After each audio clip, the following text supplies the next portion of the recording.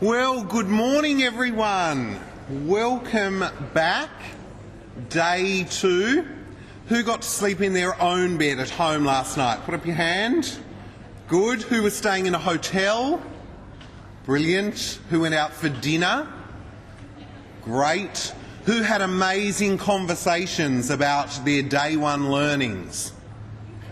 Who got inspired? Yes, my word.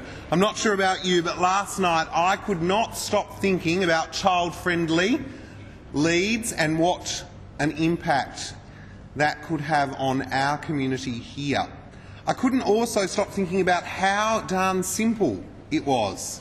That 2-page A4 piece of paper had absolutely everything on it that was required to make a difference, and what a difference they're making. Welcome to those of you who have joined us for day 2. If you weren't here yesterday, you missed an absolutely cracking day. We had some amazing speakers, some wonderful presenters who are on the ground making a difference in our community, and it's great to welcome you if you are joining us for day 2. My name's Danny Gibson, and I've got the pleasure of being with you as the host for day 2. What I thought we should do this morning is actually give some context to this child-friendly initiative.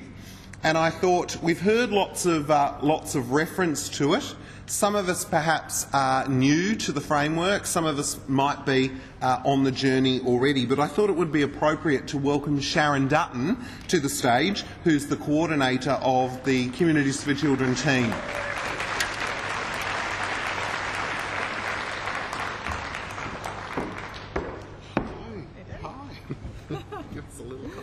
All right. Hey everyone. Wow, those lights are bright.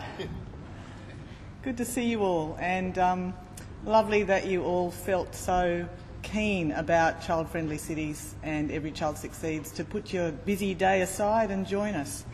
And I second what Danny said. I know when I first heard Nigel, and I have been stalking him for 12 months before he got here, because the message was really clear to me that that's the way forward.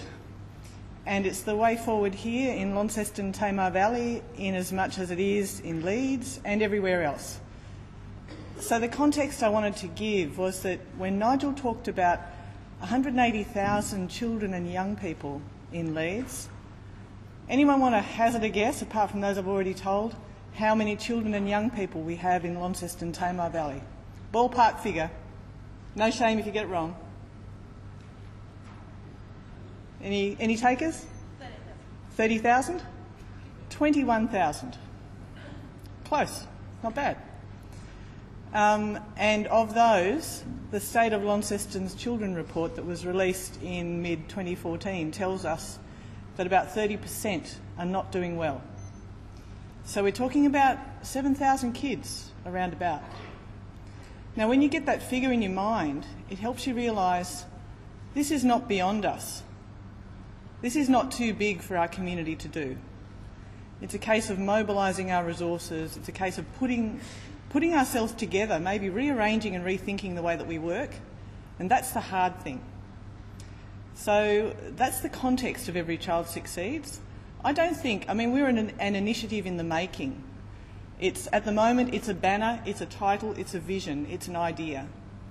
It's something that I know Anglicare's Communities for Children program is beavering away in the background, trying to add that backbone support to that Liz was talking about in a collective impact way. But it's nothing without you. It's nothing without your organisation, yourself, your support.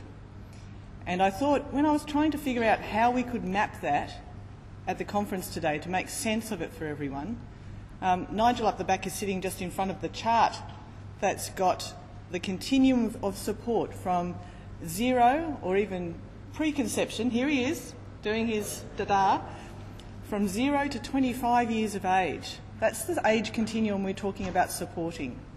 And all of us are in that continuum somewhere with the service that we provide or the work that we do. It would be great if one of you from your group could actually just grab a whiteboard marker in the break after this talk, at lunchtime, any time, and just write on that continuum of support, this is what I'm prepared to contribute towards this bigger goal, because we've all got to be in it. It's no good for just a handful of organisations to be a part of it. It's got to be across our community and through our community. So that's the background, the context I wanted to give to the movement that we've heard a bit about, because I've noticed that as our keynote speakers have been referring to Every Child Succeeds, some of you have been on the journey with us for the last 4 years. Some of you might have just turned up to this conference and you're thinking, probably scratching your heads thinking, what is this thing? What is this Every Child Succeeds thing? And if you want to look at something that you can take away, if you grab your conference booklet, just inside the back cover, that blue page, just inside the cardboard cover, you'll see that's the blurb. I want you to just read that in your own time after the conference. Think about next steps. It's got on it the building block motif that we have, because our vision is that by 2035 all children in Launceston Tamar Valley will be loved and safe, have material basics, be healthy, learning, participating, and have a positive sense of culture and identity. And there on that little building block thing, in case you forget, you can remind yourself. And as Liz said, we're going to be going through every meeting we have. We're going to make sure people actually say that, they articulate that until they understand that's at the core of what we're about. So anyway, without any further ado, I'll hand back over to Danny. Thanks.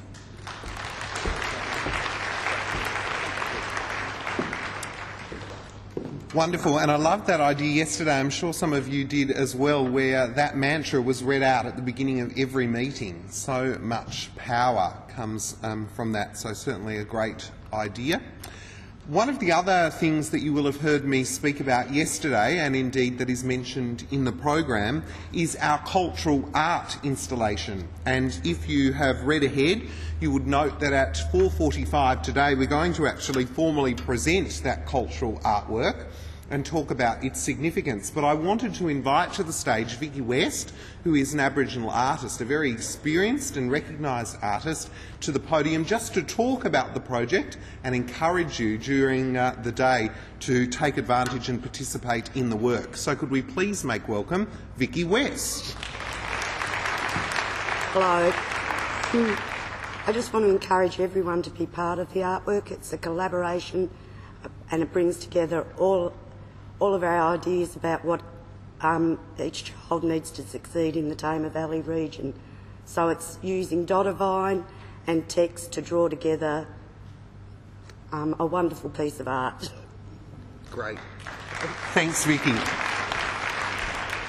So at the end of the foyer into meeting room 1, and you can be part of that artwork. I think it's going to be quite special at 4:45 when we present that and we talk about the role that each of us can play.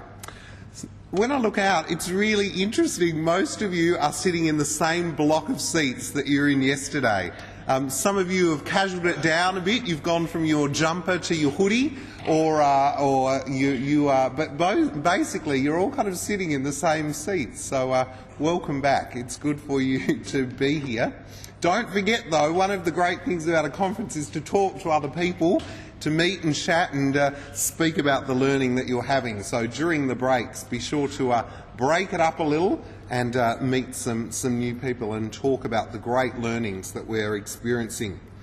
Of course, yesterday we started off with Nigel and what an impact he made. Everyone was speaking about that Leeds example, but also just how transferable it is. So what a great start we had. And then we went to Liz, who just inspired us with all of this knowledge and expertise, this wonderful example of how it's working so well in Canada.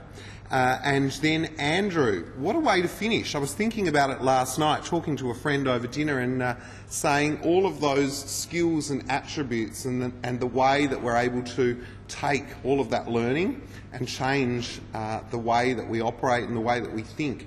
And some of you are probably thinking, it's a shame my manager wasn't here. But that's okay. You can take back and feed in as we begin that bottom-up approach to making a difference.